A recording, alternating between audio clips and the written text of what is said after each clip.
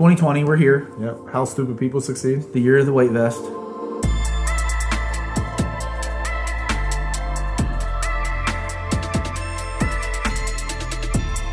Is it? Yeah. Good for you. Yeah. Health goals. Health goals. You should always have a health goal. You should always have some idea.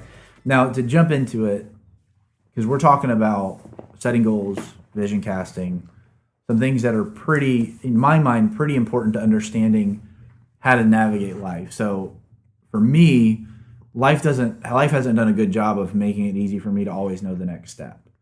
And I think this is a huge part in, not just, what do I want from a material standpoint? So, what updates do I want to the house? What car do I want? What, just financial things or material things, or, I want a new job, or I want, more money, or whatever it is that people come up with. I think a lot about having that success, because I think success is kind of 360 in the sense of if you have success in one area of your life, it just promotes you to have more confidence in another area in your life. Agree. So we're both huge on goal setting and working through strategy and working through those things. But for both of us, I think we do a lot in evaluating every aspect of our life, not just saying, oh, here's career, let's make this a lot better.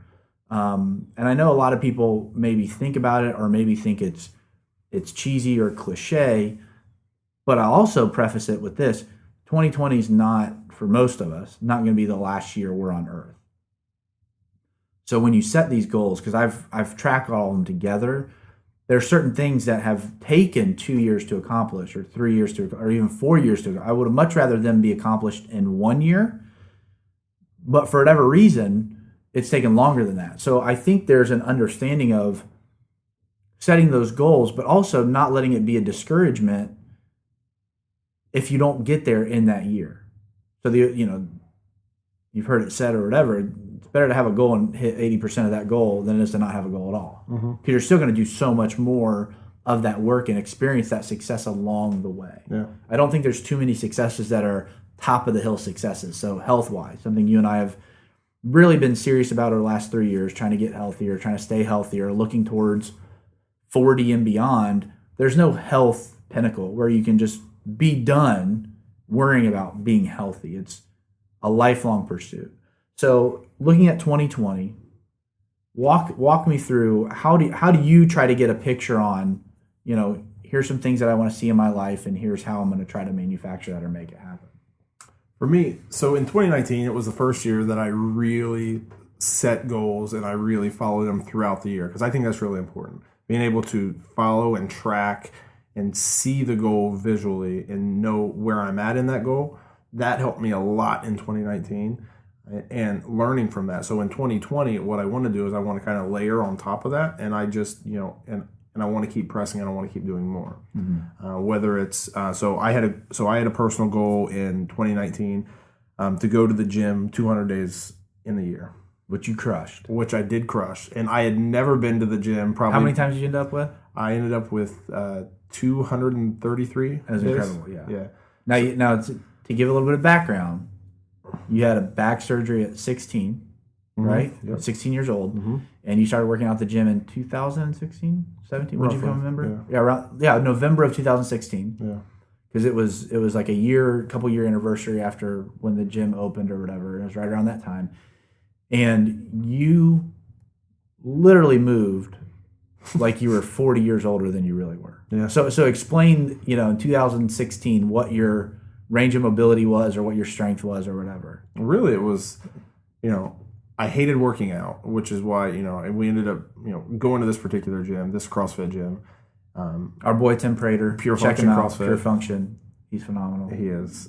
But one of the great things about that is I wanted to go to a place where I didn't have to think about anything. I just show up, they tell me what to do, I do it, then I leave.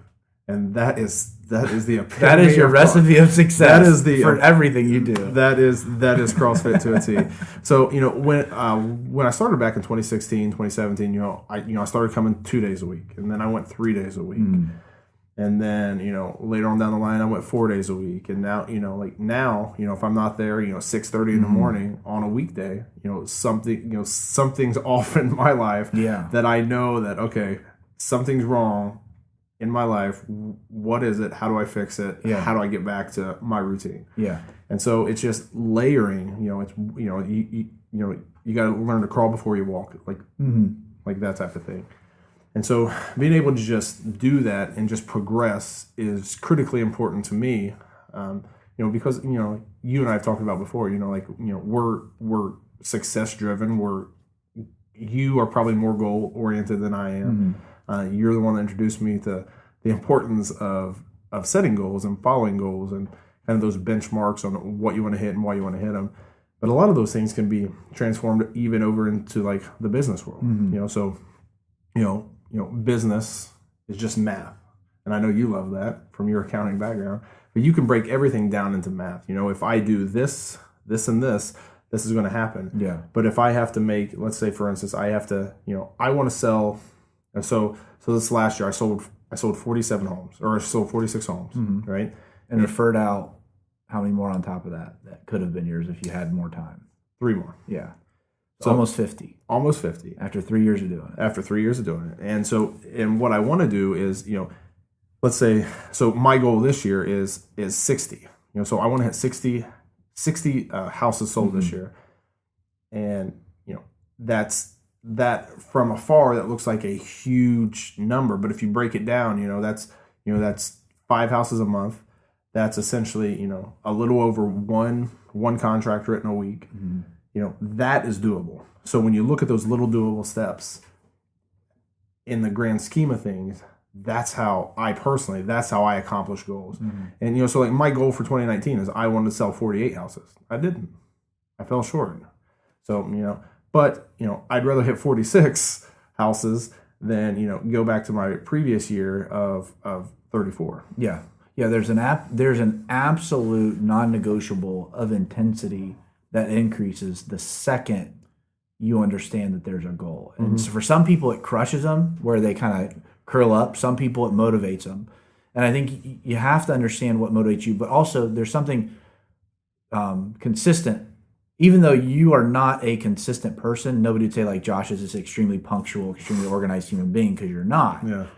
But what's interesting is your behavior patterns produce extremely consistent results. So even the times that we worked together where it was a very production-driven job, your numbers were consistent and more successful than average.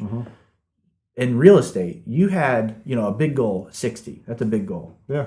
In real estate, you had 3 full years under your belt before you threw out the big goal. Working out, you had 2 full years from 16 to 18 before you jumped into 19 and said, here's this really, really, really big goal. And I think where a lot of people miss it is they set a really, really big goal that's not reasonable within the time frame allotted. It's for me personally, if you're the one creating your own success, the feeling of accomplishing your goal, I think, does a lot for people versus not accomplishing your goal. Yeah. So set a goal that you can accommodate. I'm just going to get to the gym twice a week. I'm going to make it really easy on myself, and I'm just going to watch what happens as a goal becomes part of your character, part of your personality. Even from the gym, the relationships that have come out of that, or some of those other things. And typically, if you're walking through how to get to a goal, even if you're not accomplishing it, there's still all these other benefits that come out of it. I heard one guy, he was talking to me, and he was a consultant. He's kind of a very polarizing personality, but he said something that stuck with me. He said, "Do you know why I feel like I'm going to win?" And he's just talking about in life and in business. And I said, "No, why?" He said, "Because I have a plan." And he said, "I realize that 3/4 of people don't have a plan. So I'm already in the top, 75th percentile of people simply because I woke up with a plan for my day." And you hear a lot of little things about that. But I think it's important to step back and reflect, because you working out at the gym has contributed to that 46 number. Oh, yeah, for sure. So success really does become gravitational as well. And people appreciate that or see that or notice that too. And so I think it also breeds a lot of confidence in who you are and your character, and it forces you to really evaluate what has been standing in the way of my goal, right? So for you, the physical limitation of, your back and where you were at mobility-wise and where you were at strength-wise and never getting into it, you had a physical limitation that if you said in 2016, I'm going to work out 200 times, you physically would not have been able to do it. Yeah. You've been too sore. Yeah. And you would have checked out, and you probably would have quit on it. But you said, I'm just going to get there and I'm going to work through it. Now you're stronger than you ever have been before. You're in better shape than you ever have been before. And a lot of those things are playing out. So I think some of that is hugely important. Yeah. So do you have a physical one for this year? You have the business one, the 60 Yeah. transactions. Mm-hmm. Do you have a physical one for this year? I do. I want to hit the gym 225 times this year. Okay. So so if you duplicate what you did in 2019, you did it 240 times? 233. 233. Okay. So you already know it's in my capacity to hit this goal, which obviously probably breeds a little bit more accountability. Yeah. So back to the business goal. So what's going to be different? Is it just 46 to 60 and I'm just going to work hard and see what happens? Like, how do you make up 14 real estate transactions in a year? Well, a lot of it is the structure and the organization of my day. So But you're just naturally so efficient. I know. So, but I know I have people in my life that can help me get there. Yes. So we have, our assistant, we have our media guy, we have the buyer's agent, Mm-hmm. we have the video, so like we have all these different components and, like I have, I essentially have a controller of my business that can now tell me what to do and how to do it and when to do it. And it makes it, it's really going to make things a lot easier on me. But as you've seen, so my growth each year, it's been, I've added, 10 to 12 deals every year since I've started in the business. Like clockwork. We found that out the other day. You've gone 10, 10, 10, 12. Yeah. In your business growth. And so that goes back to the consistent production. Yeah. So if we can hone that in and we can tighten up those loose ends, I think it'll be super doable. Yeah. If not more. I love how you're approaching it. Again, like the gym thing. You had to get around somebody like Coach Prater to understand I have this desire, but I can't accomplish it on my own. Yeah. I think a lot of people fail in the timidity of not understanding how much help they need around being successful. Oh yeah, absolutely. Successful cannot happen in an isolated environment. Yeah. You look at even a Tiger Woods. He has a caddy, he has a coach, he has all these people around him. He probably has a dietitian, he probably has, a physical, therapist that works out his joints and his kinks, especially now being as old as. And you look at the top performers across the board, that's starting to actually be mirrored across the board. Yeah. So you have the high-end business performer that now has this very holistic approach, especially among younger people, because we saw people, go on at 50 and 60 and whatever with heart attacks. And it's like, now we look at modern medicine and what we're able to accomplish there. I can go into my 80s, I should be able to go into my 80s, no problem. Yeah. So how do I do that? And how do I develop that team around me that then contributes to that success? And I also think goals become very exciting and very powerful when they're shared and more accountable when they're shared among other people that are contributing to that goal and that take a vested interest. Yeah. And that can be really challenging because sometimes we maybe don't feel like we have those relationships, but they're out there. They absolutely are out there. You just have to be extremely diligent and not have a preconceived concept of here's what's going to happen. So last year in March, just a really random headline came across, hit me. I thought about it for a little bit, did a little bit of research. I had, this previous business relationship. I reached out to that person just to show gratitude to them for a conversation that literally happened 5 years earlier, where I was just, hey, I just wanted to touch base. I thought of you today. Just want to tell you I appreciate that. It opened up not only a door for me, but it also opened up an entirely different door for my wife as well, who's in education. And it's like, holy smokes. I came into this year with a goal around that door that opened, but I had no idea how it was going to happen. And I didn't know reaching out to this person was even a possibility to open that kind of door. It was just me just demonstrating gratitude. And I also think a little bit of it is like, put your faith on it. Like, believe it. If it's a goal that you legitimately struggle to believe is even possible, then don't do it. Yeah. Because you shouldn't even waste your time. It's not the lottery, right? Setting a goal is like, I want to be more successful this year, so I'm going to play the lottery more because that's my chances to increase. That's what people do with their health. Yeah. And also surround your people that are trying to do the same thing. Yeah.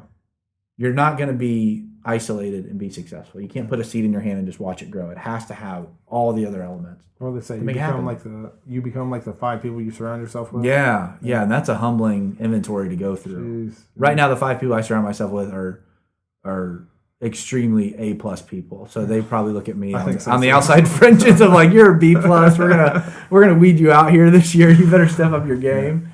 So your 2020 goals are what? 2020. Well, it's top to bottom. So health wise, it's get to the gym 4 times a day. A day. A day. That's A week. impressive. Yeah, a week. I'm sorry, a week. Yeah, 4 times a day. That's impressive. 4 times a week. This is also the year of the weight vest, so I want to wear a 20-pound weight vest as many times as I can. Last year it was the year of the double under, which is 2 revolutions of a jump rope. I couldn't do that really consistently at all before. I'm still not great, but I'm better. I don't look like a seal jumping out of the water. Like I looked terrible when I was first trying to do them. The year before that, it was the year of the muscle up. So just freehanding from rings and being able to get yourself all the way extended above the rings. So this year it's all about and for me it's a fun way of sprinkling in something I can do to not make the goal so mundane and boring. Spiritually, it's be in the Bible 4 days a week. I figure if I'm gonna do it physically, I need to do it spiritually. Be in the Bible 4 days a week. I set this is a simple goal. I want to pray more for my family. So every night at 9 p.m. because that's about the time my house gets quiet, I have a alert in my phone just says pray. And, it's not some half-hour thing. It's typically a minute or two, but it feels so good for me as a dad and a husband, as a friend or whatever, to know, and I don't do it 7 days a week. I miss it sometimes, but know that I took those moments and I'm praying for my family, and I'm praying for my wife, and I'm praying for my friends. So that's on the spiritual side. Business side, there's definitely some concepts and some projects and ideas that I'm really close to having finished that I'm excited to then go start promoting or start pushing. I think as far as some of the business stuff, there's some big moves coming up for that take a lot of attention to detail. Yeah. So I have to be as attentive, as deliberate, and execute as well as I ever have before. So those are all some of the challenges or some of the things I'm looking at for 2020. That's awesome. Yeah. So now you're accountable. I'm accountable. Let's roll. It's 2020. And this is how stupid people succeed. This is how they succeed, for sure.